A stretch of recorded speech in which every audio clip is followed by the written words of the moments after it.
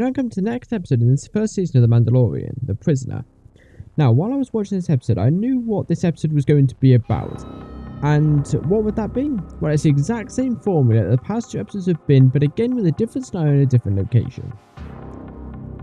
So what happens? Mando lands on a spaceport where he hopes to find a job because he's used all the money getting the ladies to repair his ship from the last episode.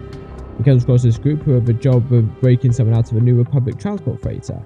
In the process of doing this, Mando gets betrayed by his crew, and such he has to find the bounty himself, whilst trying to deal with the rest of the crew running around freely about the freighter. After Mando deals with each of the crew members, he captures the bounty and delivers it back to the spaceport, where he collects his money and is allowed to go on his way. This episode I really did not like, not only because it was a rehash of the past 2 episodes, but it's just not that interesting. The story isn't very interesting because we've seen it the past 2 episodes and I'm getting sick of it. The characters are not even that interesting anyway, they're kind of annoying to me. We see them at the start acting really cocky, which is what you expect from a group of bounty hunters. But they're tormenting Mando and on the way through this hyperspace, but it's not done in a funny comedic way, it's done in some sarcastic humour and I just didn't like it. This episode also felt very predictable to me. When the 2 crew members were talking silently with each other while Mando's working on the hatch, you know they're plotting against him, which instead of not knowing what's going on or what is going to happen, you're waiting to see when they will do it and when they will end up turning on Mando. Maybe that's the main reason why I decided this episode. It's too predictable.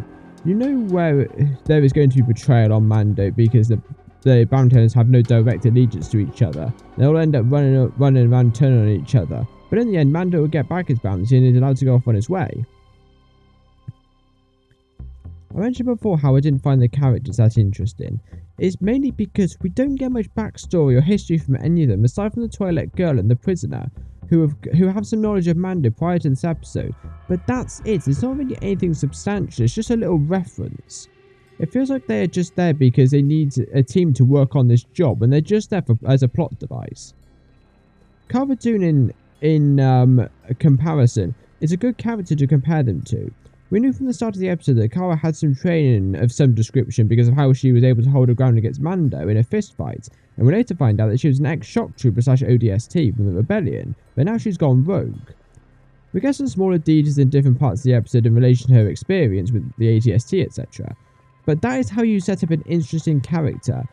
Characters in this episode don't have any backstory to them, so how do you expect me to care for them? On top of this, they aren't even that interesting to watch or to listen to. It's really dull and they haven't got much like motivation in their voice. Now I do want to go over a couple of things that I did find really interesting in this show because while I didn't like it, I can't go as far to say there wasn't anything interesting happening in this episode because there was.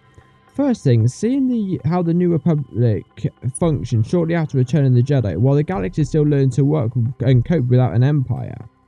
It's nice to see, and I wish we could see more of it through this series. Now, maybe in maybe season 2 of The Mandalorian or other Star Wars media, we will get to see how the New Republic is formed.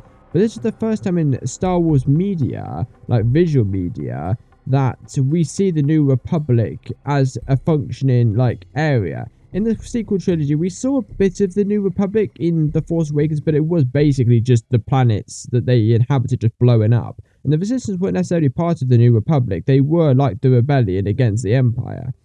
But it's really interesting to see, and I really wish they could see more of it. Something else I liked was when the crew came across the droids on the freighter, and Mando was taking them on single-handedly. I really enjoyed it because, while it was just a bit of an action sequence, and it was just a reason to get a bit of action. I do like a bit of action anyway, as you know.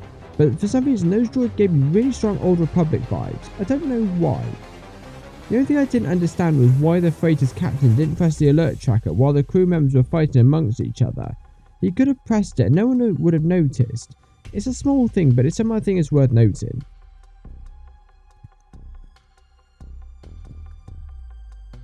I also really enjoyed watching the crew droid in this episode. He didn't really do much necessarily, but it was just really cool and interesting about how we could control the Mando's entire ship with just one single input, and it's something really neat to see. I was just seeing him walking around like a humanoid person. You know, we get this kind of feeling with IG-11 in the second episode. However, he was still, or was it the first episode? I think it was the first episode. but he was still quite obviously a robot. But with this droid, I can't remember what his name was, but you could convince me by saying he was a normal person in a robot suit just by the way he moved. So overall, I really didn't like this episode. The last 2 episodes would have gotten away with the structure of the episodes being the same because the characters were actually interesting. And while it was the same, and I did get some enjoyment out of watching it, it wasn't enough differences that made it worthwhile enjoying. But this one just had nothing.